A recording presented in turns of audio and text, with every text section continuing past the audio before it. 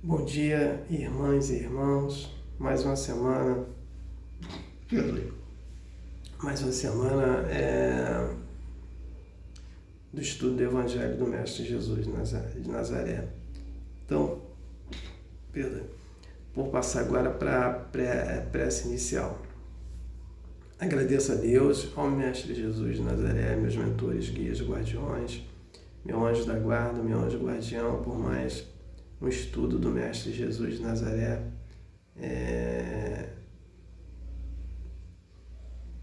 que eu consiga atingir o objetivo, de levar uma informação para uma irmã, ou um irmão, ou para as irmãs, os irmãos que necessitam dessa informação.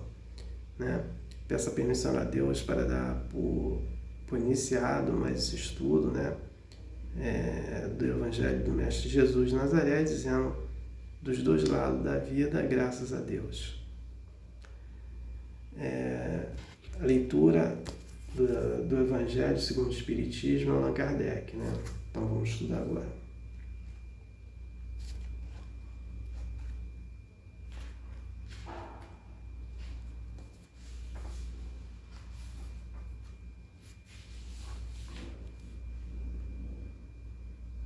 Capítulo 25. Buscai e achareis.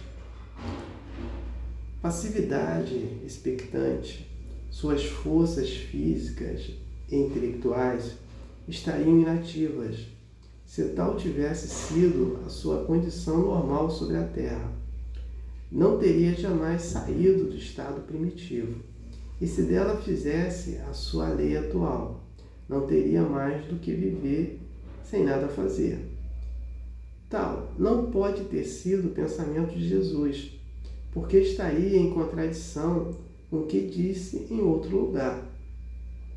E mesmo com as leis da natureza, Deus criou o homem sem roupa, sem abrigo, mas deu-lhe a inteligência para os fabricar. Capítulo 14, número 6, capítulo 25, número 2.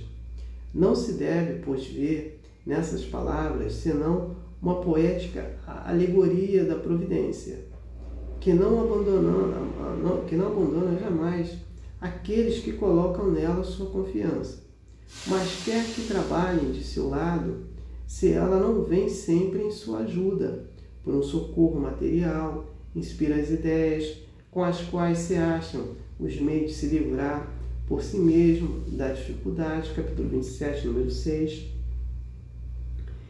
Deus conhece as nossas necessidades e as provê segundo o necessário, mas o homem, insaciável em seus desejos, não sabe sempre se contentar com o que tem.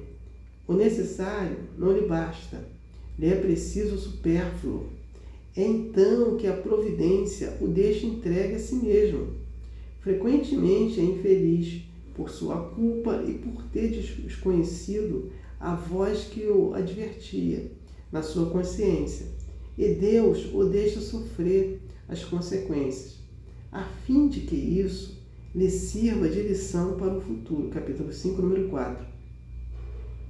Item 8. A terra produzirá bastante para alimentar todos os seus habitantes, quando os homens souberem administrar os bens que ela dá, segundo as leis de justiça, de caridade, de amor ao próximo.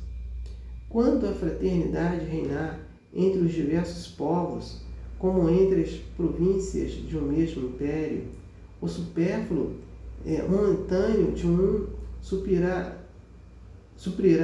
a insuficiência momentânea do outro, e cada um terá o necessário. O rico, então, se considerará como um homem tendo uma grande quantidade de sementes, e se as espalha, elas produzirão ao cêntuplo, para ele e para os outros. Mas, se come essas sementes sozinho, e esbanja e deixa perder-se o excesso daquilo que comer, não produzirão nada, e delas, não o excesso daquilo que comer, não produzirão, E delas não haverá para todo o mundo, se as guarda em seu celeiro. Os vermes os comerão. Por isso Jesus disse: Não ajunteis tesouros na terra, que são perecíveis, mas formai tesouros no céu, porque são eternos. Em outros termos, não liguei aos bens materiais, mas a importância de que os bens espirituais e saber sacrificar os primeiros em proveito dos segundos. Capítulo 16, número 7 e seguinte. Não é com as leis que se decreta a caridade e a fraternidade.